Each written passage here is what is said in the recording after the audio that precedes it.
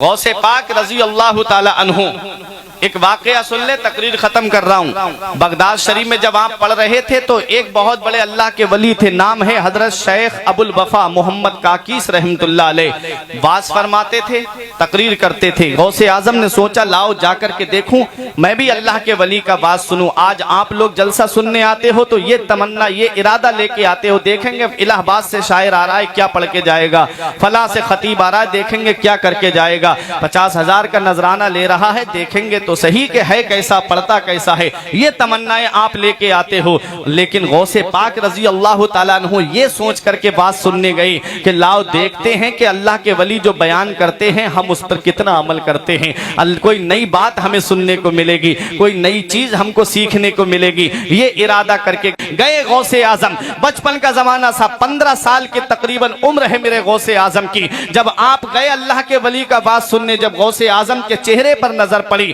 अल्लाह के वली ने फरमाया इस बच्चे को बाहर निकाल दिया जाए। गौसे आजम को बाहर निकाल दिया जाता है। इतने आप लोग यहाँ बैठे हुए हो, मैं एक भाई का नाम लेके कहूँ कि इसको बाहर निकाल दिया जाए, फिर आप लोग मुझे नहीं देखोगे, उस निकलने वाले को देखोगे कि कौन है जिसको बाहर निकाला जा रहा है। अल्लाह अकबर। गौसे आजम को निकाला गया, फिर अंदर आ जाते हैं। दूसरी मर्तबा फिर कहा कि अल्लाह के वली ने, मैंने कहा ना इस बच्चे को बाहर निकाल दिया जाए, और गौसे आजम को फिर बाहर कर दिया जाता है। गौसे आजम फिर तीसरी मर्तबा आ जाते हैं, अल्लाह के वली ने फरमाया मेरे पास लेके आओ। लोग उठ उठ करके देख रहे थे ये कौन बच्चा है जिसे निकाला जाता है फिर अंदर आ जाता है, जिसे बाहर किया जाता है फिर अंदर दाखिल हो जाता है। गौसे आजम जब उनके करीब में पहुंचे, अल्लाह के वली जिस मसनद पे बैठे हुए थे उससे उठ के खड़े हो जाते हैं। शेख अबुल वफा मोहम्मद काकीस रहमतुल्लाह अलैह, 17 बादशाह जिनके झंडे के साए में अदब से चला करते थे, इतने बड़े अल्लाह के वली, 17 बादशाह जिनके झंडे के साए में हाथ बांध के चला करे,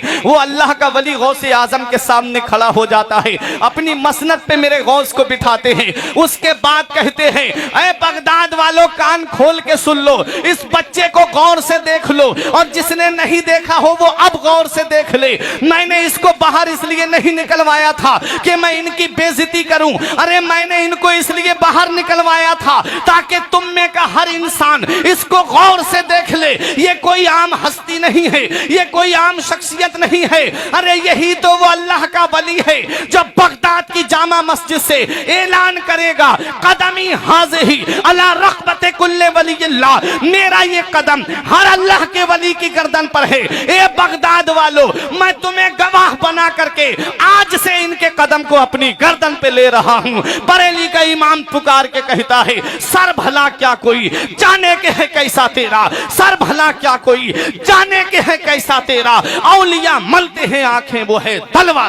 सुभान अल्लाह, जिंदाबाद जिंदाबाद, सुभान अल्लाह। शेख अबुल वफा ने गौसे आजम की तरफ रुख करके कहा, ए अब्दुल कादिर, जिस दिन आप बगदाद की जामा मस्जिद से वो ऐलान करो, उस दिन इस सफेद दाढ़ी वाले को मत भूलना। बुजुर्ग हो गए थे, दाढ़ी के बाल सफेद पड़ गए थे, बोले इस सफेद दाढ़ी वाले को मत भूलना, मैं आपकी अजमत को मानता हूँ, मैं आपकी अजमत को तस्लीम करता हूँ। उसके बाद एक जुमला अरबी में कहा था, या अब्दुल कादिर जिलानी इन्नी राइतु कुल्ला दीकिन यसिहो व यस्कुतु इल्ला दीकका यसिहो वला यस्कुतु। ए अब्दुल कादिर जिलानी, मेरी निगाहें देख रही हैं, हर मुर्ग बोलेगा और बोल करके चुप हो जाएगा, लेकिन जब तुम्हारा मुर्ग बोलेगा तो कयामत तक चुप नहीं होगा। मतलब क्या है? मतलब ये है हर वली का जिक्र होगा, हर वली का चर्चा होगा, हर वली का नाम लिया जाएगा, और कयामत आने तक कम होता चला जाएगा। लेकिन वह मेरे गौसे आजम, तेरी अजमत का जवाब नहीं, तेरी शान का जवाब नहीं, तेरी बुलंदी का जवाब नहीं, तेरे मकामे सुरैया का जवाब नहीं। गौसे आजम का जब जिक्र होगा कयामत तक कम नहीं होगा। मेरा इमाम पुकार के कहता है मुर्ग सब बोलते हैं, बोल के चुप रहते हैं, मुर्ग सब बोलते हैं, बोल के चुप रहते हैं। हाँ असील एक नवा संज रहेगा तेरा, वरा फाना लका जिक्र का है साया तुझ पर, वरा फाना लका जिक्र का है साया तुझ पर, जिक्र ऊंचा है तेरा, बोल है बाला तेरा। जिक्र ऊंचा है तेरा, बोल है बाला तेरा, और शुक्र के जोश में जो है वो तुझे क्या जाने, खिज्र के होश से पूछे कोई रुतबा तेरा। ये गौसे पाक रजी अल्लाह ताला अन्हु की शान है, गौसे पाक रजी अल्लाह ताला अन्हु का मकाम व मर्तबा है। कितनी बड़ी शान गौसे आजम की है। हमारी रातें खत्म हो सकती हैं, उम्रें खत्म हो जाएंगे, लेकिन हम उनकी अजमत को बयान नहीं कर। जलसों के तो हालात बदल गए। आज जलसों को इंसान ने मजाक के तौर पर ले लिया, हंसी मजाक के तौर पर ले लिया। जलसे इसलिए नहीं होते थे कि हंसी मजाक के तौर पर उनको लिया जाए। जलसों का मतलब होता है जब तहजीब की जात बिगड़ जाती है उसे संवारने के लिए जलसे होते हैं। जब मस्जिद का शिकम नमाजियों की गिजा से खाली हो जाता है उसे संवारने के लिए, उसका शिकम भरने के लिए जलसे हुआ करते हैं। जब लोगों के अंदर दीन की तरफ से बेरगबती पैदा हो जाती है तो दीन की तरफ लाने के लिए जलसे हुआ करते हैं। जरा सोचो तो सही।